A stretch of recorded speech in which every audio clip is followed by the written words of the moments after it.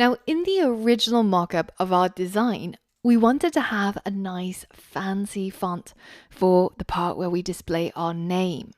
Now, how do we add a custom font to our project? Well, the first part is, of course, downloading and getting a hold of a font. And the easiest way of doing that is simply heading to fonts.google.com. And the reason why is because all of these fonts here are free for commercial use. So no matter where you're using it on a website or, of course, in your Flutter app, you can use it without fear that somebody will come after you because of copywriting. So now you get to look through all of these fonts, around 900 of them, and decide which one do I like? What looks nice to me?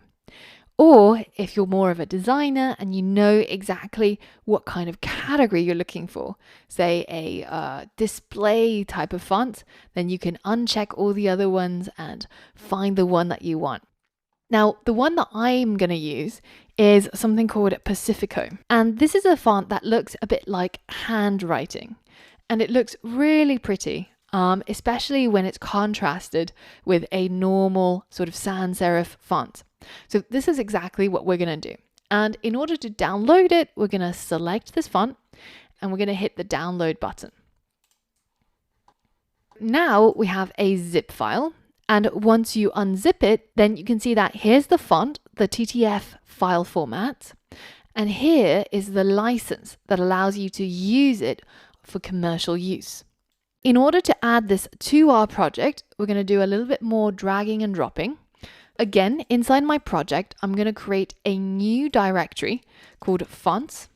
And here, if I have more than one font, I'm going to drop them all in here. So I'm going to drag my Pacifico and drop it into fonts and hit OK.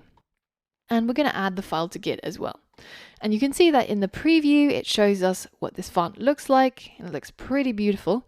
And we're going to use it to reformat our font for our text widget here. So again, we have to go into our pubspec.yaml, and in addition to assets, we're also going to have some fonts. Now, previously, before we deleted all the comments, you might remember that there was a comment about how to add custom fonts. And they even point you towards a part of the documentation where it talks about how to use custom fonts. So if you head over to this address, then you can see that it takes you to this page that tells you all about how you can use custom fonts in your project. And we've already imported our font files. So now all we have to do is declare the font in the pubspec.yaml. And the reason why I'm taking you over here is because the YAML file indentation is super important and it's really easy to get it wrong. So instead, what I recommend is just to simply copy all the parts that you need. We've already got the part that says Flutter because we already have some assets in it. And then we're going to hit copy and we're going to go back and we're going to paste it right underneath here. So now you can see our fonts is indented by 2 spaces from our Flutter settings. And then inside our fonts, we've got our font family and we've got our fonts and we've got our font asset. So now all we need to do is to change the family to the name of our font family, which in this case is Pacifico. And then we're going to change the location of our asset, which is inside a folder called fonts, and it's called pacifico-regular.ttf. So I can change this word, Pacifico, and that's all we need to do. And this is more of a foolproof way of getting our fonts loaded up into our project. And when we run package.get, you should see that everything in here is black and white. But if we had an indentation issue, then when we run this, you might get some errors like this, telling you that this part here where it says fonts, it's not what it expected. So indentation matters a lot. And the easiest way of getting this right is to actually just copy it from the source. This makes it so much less error prone. So now that we've got our Pacifico font loaded into our project, from now on, we can refer to it by this name that we specify here. So the Pacifico font family. So let's go back into our main.dart. And for the style property of our text, we're going to also update its font family. And here we can specify the name that we typed into the pubspec file, which was Pacifico, with a capital P.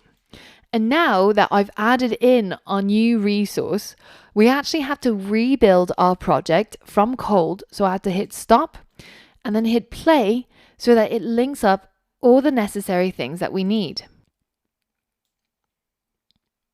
And you can see that our new font gets added in and it looks great. It looks a lot better than the default font that we had to begin with. So now, as a challenge, I want you to apply what you just learned and create the next part of our user interface, which is a piece of text still in our column that describes your role. So it could be Flutter developer, project manager, designer, whatever it may be. But you're going to make it all caps and you're going to change the font to something called Source Sans Pro. And you can find it on Google Fonts. Try and pause the video and apply those changes so that we can update the next part of our business card. All right, so we're just going to do exactly what we did previously. We're going to add our Source Sans Pro to our selection, and then we're going to download it so that we have access to it locally. And then we're going to unzip that file. Once you've extracted it and you can see all the different types, we're actually just going to drag in the Source Sans Pro regular, and we're going to drop it into our fonts folder. And then we're going to click OK to move it, and we'll be able to see an excerpt of what it looks like. So now we can go into our pubspec.yaml and we can copy what we did for the Pacifico font family, and we can paste it right below, but at the same indentation level where the family is.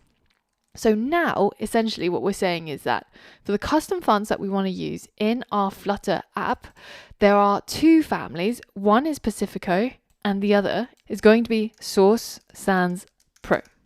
And we can change the asset location to Source Sans Pro -regular and just check to make sure it's the same spelling. And now if we go ahead and click on packages.get, we'll be able to pull in those files to use in our main.dot. Right below our previous text widget, we're going to add our next text widget. And this one is simply going to say your job title. So it could be, I don't know, Flutter developer, or it could be designer, whatever it may be. And then we're going to set the style to a text style that uses the font family that we named just now, which was called Source Sans Pro. And it's really important that this part has to match exactly what you wrote here. So including all the spaces and the upper and lower casing. So you're essentially referring to something inside the fonts with a family name of Source Sans Pro, and by linking it up previously, we already told it that this is where that font resides and where it should look to. Now that we've added in our font family, the rest of it, it's really up to you how you want to style it. Personally, for me, I'm going to change the color to a light teal. So I'm going to go into colors, and then I'm going to go into teal, and then I'm going to specify maybe the 100 shade. Now, you might have noticed that there's lots of ways that you can do this. So when I write teal and my little dock pops up, you can see that there's teal from 50 all the way down to 900. And that's kind of the dark or deepness of the shade. But instead of adding in the square brackets, I can also just write a dot and specify my shade. As in, if I want shade 100, then I can just simply do that. So this is what we've got so far.